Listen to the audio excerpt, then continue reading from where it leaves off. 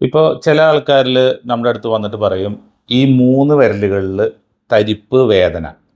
അതാണ് അവരുടെ ഒരു കംപ്ലയിൻറ്റ്.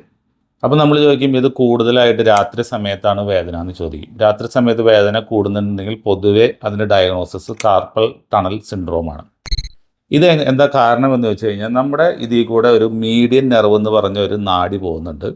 അതിൻ്റെ മുകളിലൊരു പാടയുണ്ട്. അപ്പോൾ അതിൻ്റെ കൂടുതൽ ടൈറ്റ്നെസ് കൂടുമ്പോഴാണ് കാർപ്പൽ ടണൽ സിൻഡ്രോം സംഭവിക്കുന്നത്. അപ്പോൾ നമ്മൾ പേഷ്യൻസിന് ഇതെങ്ങനെ കണ്ടുപിടിക്കുക എന്ന് പറഞ്ഞാൽ, സാധാരണയായിട്ട് വളരെ സിമ്പിൾ 2 ടെസ്റ്റുകളുണ്ട്. ഒന്ന് നമ്മുടെ ഈ കയ്യിൽ ഇങ്ങനെ അമർത്തി പിടിക്കുക, ഏകദേശം ഈ ഭാഗത്തായിട്ട് അമർത്തി പിടിക്കുക. അമർത്തി പിടിക്കുമ്പോൾ ഈ 3 വിരലുകളിൽ തരിപ്പ് വേദന കൂടി വരികയാണെന്നുണ്ടെങ്കിൽ ഇതൊരു ഡയഗ്നോസ് എത്താവുന്ന ഒരു ടെസ്റ്റാണ്. രണ്ടാമത്തെ ടെസ്റ്റ് എന്ന് പറഞ്ഞു കഴിഞ്ഞാൽ, നമ്മൾ കൈ ഇങ്ങനെ പിടിക്കുക, ഇങ്ങനെ 1 മിനിറ്റ് നേരം പിടിക്കുക. 1 മിനിറ്റ് നേരം പിടിച്ചിട്ട് ഈ വിരലുകൾക്ക് തന്നെ തരിപ്പും വേദനയും കൂടുകയാണെന്നുണ്ടെങ്കിൽ അതാണ് ഇതിൻ്റെ രണ്ടാമത്തെ ടെസ്റ്റ്. ഇത് നിങ്ങൾക്ക് പോസിറ്റീവ് ആണെന്നുണ്ടെങ്കിൽ നിങ്ങൾക്ക് മിക്കവാറും കാർപ്പൽ ടണൽ സിൻഡ്രോം ഉണ്ടാവും.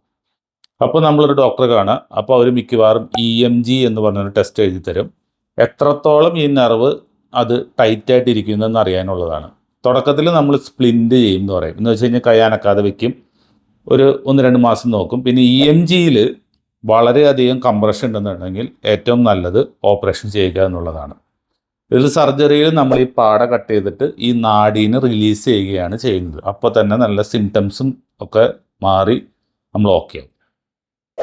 ഇത് വളരെ കോമൺ ആയിട്ടുള്ളൊരു രോഗമാണ്, പല ആൾക്കാർക്കും ഉണ്ട്. പക്ഷേ ഈ രോഗം എന്താണെന്നുള്ളത് പലർക്കും അറിയില്ല. അപ്പോൾ നമ്മൾ സൺഷൈൻ പോളിക്ലിനിക്കിൽ ഇതിൻ്റെ സർജറീസ് സ്റ്റാർട്ട് ചെയ്തിട്ടുണ്ട്. അപ്പോൾ എല്ലാ ബുദ്ധിമുട്ടുള്ളവരൊക്കെ വരിക. എല്ലാവർക്കും സ്വാഗതം.